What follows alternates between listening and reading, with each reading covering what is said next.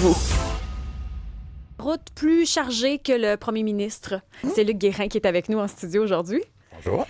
Au début, en fait, on te reçoit parce qu'il y a beaucoup de choses. Tu es en activité présentement sur plusieurs productions, mais au début de la semaine, il y a eu l'intronisation des Boys. L'intronisation au Temple Juste pour rire. C'est une première. C'est la première fois qu'ils font ça. Wow. C'est une tradition qui va s'installer.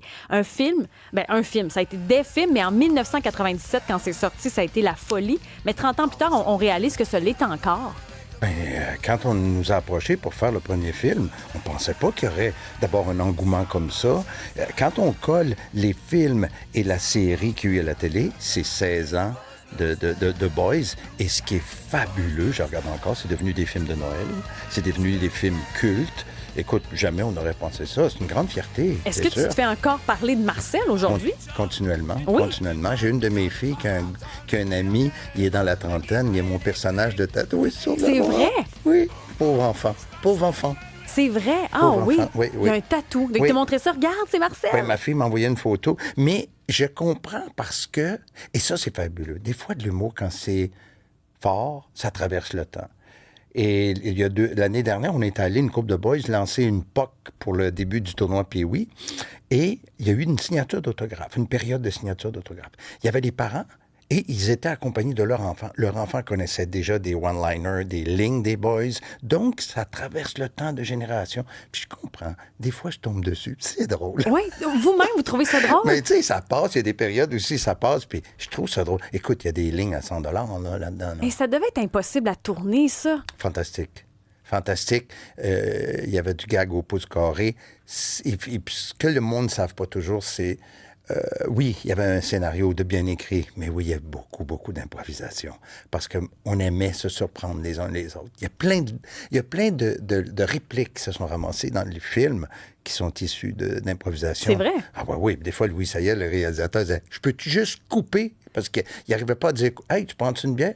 Ah, je vais te prendre un drambuie. T'aimes pas mieux quelque chose de bon? » C'est pas écrit, ça. C'est tout pif, paf, paf. Il y a de l'impro dans chacun des films. Oui. Oui. Puis ça, c'était la complicité de ces... Il n'y avait pas de star system. Hein? À l'intérieur des boys, il n'y avait pas de star system. Tout le monde respectait tout le monde. Tout le monde avait du respect pour les autres. Puis même, des fois, on s'aidait.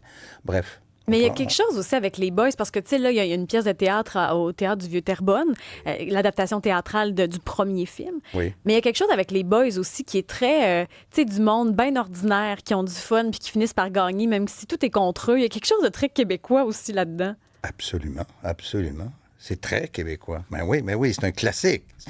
Moi, je trouve ça beau. Puis aujourd'hui, est-ce que ça, tu penses que ça a été un tournant par la suite pour tous tes autres projets? Parce que tu étais déjà très actif bien avant les Boys. Disons que... je vais être très honnête, oui, et aussi, c'est lourd de sens. Oui. Parce qu'à un moment donné, quand tu tournes les boys, tu t'en vas jouer au théâtre, un rôle sérieux, ou tu embarques dans un rôle sérieux, dans une télésérie, les gens disent « Attends une minute, là. Ça, c'est le gars. » Tu sais, quand j'ai fait Unité 9, j'ai fait plein d'affaires. Tu fais un psy d'Unité 9. Les gens disent « Ah, c'est le gars des boys, ça, tu sais. » Fait que, bref. Mais tout ce que j'aime dans ma modeste contribution, c'est que j'ai fait dans tous les registres.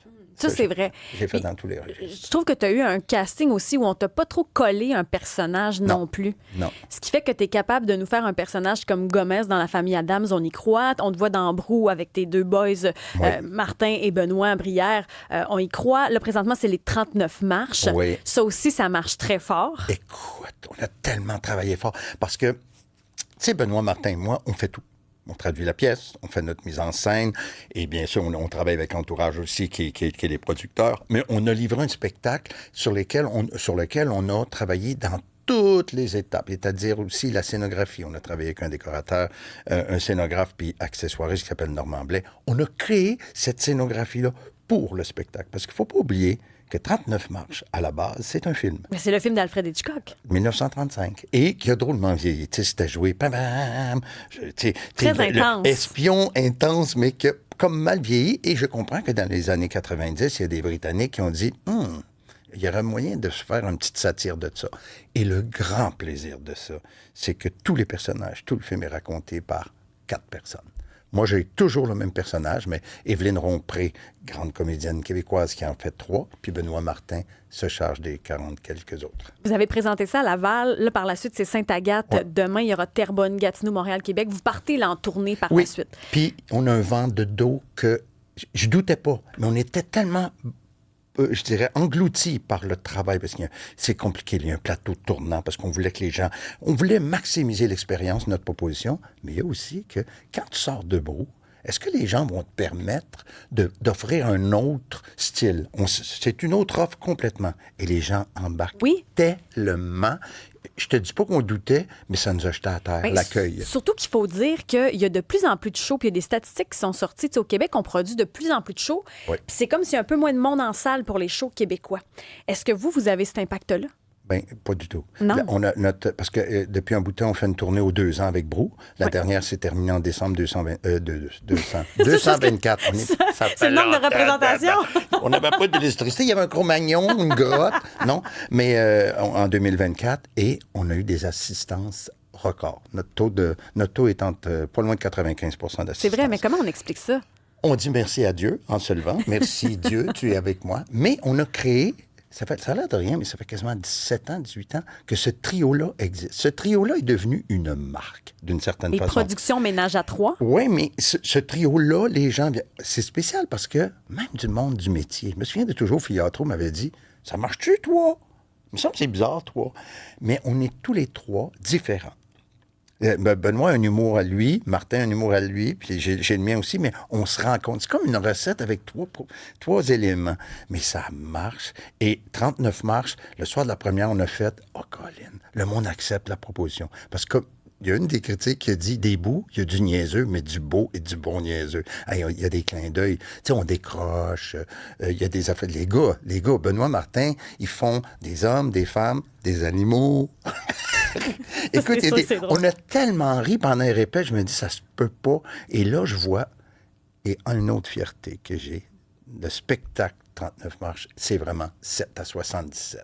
Parce qu'on a eu à Laval, puis même à Sainte-Agathe en fin de semaine passée, des jeunes publics, ils se tapent ses cuisses. C'est vrai? Les jeunes qui vont voir du théâtre? Il y a comme des codes presque BD dans notre mise en scène. Il y a peut-être un clin d'œil BD. Écoute, on se gâte. Ah ouais. On se gâte. Moi, ce que je trouve intéressant, c'est qu'avec le temps, t'es pas très réseaux sociaux. On regarde ta page Wikipédia, il n'y a rien. Il n'y a pas d'infos sur toi sur le web. On va essayer de trouver des infos sur ce que tu as fait. Rien. Ça a commencé par une... Moi là, c'est-à-dire que je travaille beaucoup. Puis quand j'ai fini de travailler, je me retrouve chez nous parce que j'en ai besoin. Je travaille beaucoup depuis 41 ans. Et j'ai besoin de me... Fait que moi, je vis dans la campagne, puis mais j'avais peur de ne pas avoir le temps de répondre aux gens. Ça, là, moi, c'est la peur d'être impoli au début. Puis, sincèrement, je trouve que des fois, les propos sont pas toujours bienveillants, fait que je me tiens loin. C'est pas parce que je veux pas parler au monde. Moi, quand je rencontre les gens dans la rue, je peux parler une demi-heure avec les gens. Moi, j'aime le monde. Mais là-dessus, tu as moins de contrôle. C'est une des raisons. Mais oui, mais c'est intéressant. Donc, toi, tu voulais être tellement présent. Quand tu es là, tu es toute là, puis tu voulais pas être là à moitié. Oui. Parce que pour moi, la carrière artistique, c'est un métier. Hein. J'ai toujours dit, il y a des plombiers, des électriciens, des comédiens. Moi, j'ai des aptitudes, puis bon, je fais ça, puis j'aime ça, mais c'est pas un métier exceptionnel. C'est un travail que j'aime. Encore après 41 ans de métier, il y a cette fougue-là quand même, malgré le fait que ça change, malgré le fait que les années changent beaucoup. Il y avait deux choses, moi, qui m'importent. Je demandais à la vie, surprends-moi dans les rôles. Puis moi, d'un autre côté, j'ai toujours dit au public, puis à tous les metteurs en scène qui m'ont engagé, moi, j'aime aller là où les gens ne m'attendaient pas.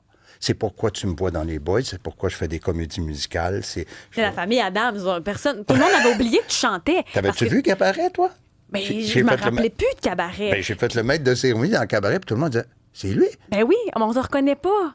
Mais on oublie que tu chantes depuis toujours. Ça, la musique a toujours fait partie de toi, mais c'est comme une carte cachée qu'on avait oubliée. Oui, puis là, pourquoi j'ai encore la passion après toutes ces années? Parce que j'ai des surprises. Regarde, là, je suis en train de préparer ma première mise en scène de théâtre, on l'a faite, mais la première mise en scène de comédie musicale, puis pas un petit projet, Peter Pan. Quand on m'a proposé ça, pas de farce, j'ai été abasourdi. Puis après ça, j'ai fait, pourquoi pas mettre 41 ans de métier là-dessus? Puis on est tellement bien entourés. Alors, on travaille fort là-dessus.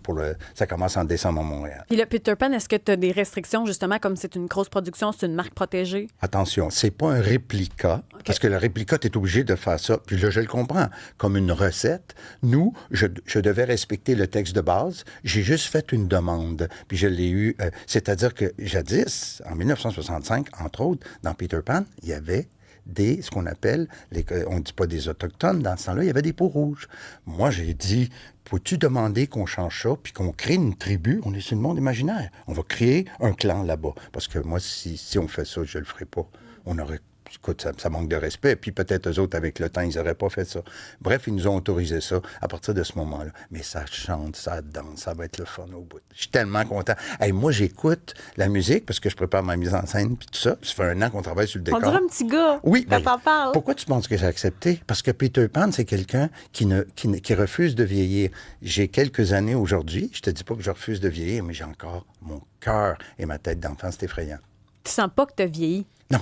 Ce métier-là, puis cette nature-là, ça se nourrit l'un l'autre. Je suis encore très, très jeune dans mon cœur, puis c'est pas pour rien. Des fois, je vais dans une fête, puis je joue avec les enfants, puis je regarde toujours ma blonde, on leur dit « Je suis avec du monde de mon âge. » Enfin, j'ai trouvé ma gang. Je suis avec mon monde. Puis justement, parlant des gens de ton âge, tu Oui. t'impliques aussi. Puis ça, ce que je trouve beau, puis c'est pas grave ceux qui montrent leur implication, mais toi, c'est très fait un peu en secret. Là. Tu t'impliques pour le regroupement des fondations pour la protection de la jeunesse. C'est Oui. une espèce d'ambassadeur de l'ombre où Oui. tu donnes de ton temps pour ça. Il y a plusieurs années, j'étais porte-parole. Puis à un moment donné, je me suis assis, puis j'ai dit, j'ai pas assez de temps pour vous donner cette qualité de porte-parole. J'ai dit, je peux-tu juste faire de temps en temps des affaires? Ça veut dire toutes sortes d'affaires. Ça veut dire faire des marches avec un groupe qui ramasse des sous.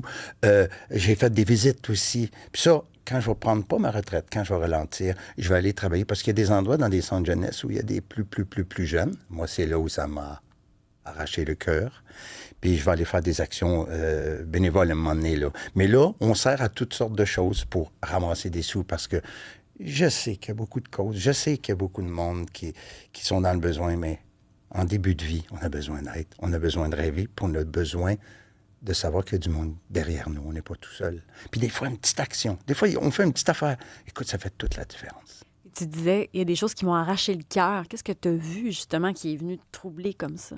Bien, quand tu visites un centre, puis moi, il le savait, j'ai commencé par les plus vieux, les élèves, puis après ça, j'ai fini par les plus jeunes, en pyjama, avec une petite boîte de céréales. Tu dis, qu'est-ce que tu fais ici, toi? Qu'est-ce que tu fais ici? Excusez-moi. On te sent vraiment touché. Ah ben oui, ça me touche. Les enfants ont besoin d'un bon départ, ont besoin d'appui. Ça, c'est quelque chose qui me touche. Alors, si on peut faire quelque chose, on aide. Et tu sens-tu qu'avec ça, tu peux faire une différence dans leur vie? Tu sais, $1, ça fait la différence. Un peu d'appui, ça fait toute la différence. Quand tu envoies le signal à des gens qui sont dans des positions où ils ont des difficultés avec les parents ou ils sont séparés des parents, d'envoyer juste un peu d'appui, c'est comme la petite main dans le dos qui fait « Go, t'es pas tout seul ». Moi, je pense, en tout cas. Puis, il y a des résultats extraordinaires. Et ça, c'est toujours agréable de sentir que ça a fait la différence pour des gens. Puis des fois, il y a des gens pour qui ça a fait la différence, puis se réimpliquent dans le mouvement après. Fait que, tu sais, c'est comme... Vous parliez tantôt de civisme et Oui. tout ça. Bien, pour moi, d'avoir cette conscience pour les gens qui nous entourent, c'est une forme de civisme, une forme d'hygiène sociale. L'hygiène sociale. Ouais, je pense c'est à que ça oui. que vous voulez contribuer. Ouais. Tu sais, on est dans une drôle de période, là. Oui. Et je veux dire, vous parliez de civisme, mais je voudrais pas être un parent qui élève un enfant actuellement aux États-Unis. Tu dis à ton enfant, « Be good ». Puis l'enfant peut te répondre pourquoi je le serais, c'est un voyou qui dirige le pays. Puis t'as quoi comme référence, tu sais? On a beaucoup de travail à faire. Puis vous êtes un de ceux qui nous permettent d'avoir une belle hygiène sociale. Merci. Tu sais, jouer, c'est un privilège. C'est un corridor pour donner de l'amour au monde. Moi, chaque jour, je remercie la vie. C'est un corridor. On rencontre des fois 600, 700, 1000 personnes. Des fois, avec des séries, c'est des millions de spectateurs. Mais c'est un corridor pour donner. C'est pas croyable ce que vous faites quand même. Vous prenez le privilège. C'est pas tout le monde qui est comme vous, là. Vous êtes quand même un particulier dans votre genre. Ben, c'est une belle zone, hein? C'est une belle zone, l'amour. C'est une très belle zone. C'est une belle fréquence. Bon, on te remercie pour cet amour-là, Luc Guérin. Merci de ton passage en studio. On ne te rate pas pour les 39 marches et tes 156 000 autres projets. Il dort pas, c'est un enfant. Il dort pas. Il est turbulent, fait pas ses nuits. Merci, Luc Guérin. Merci.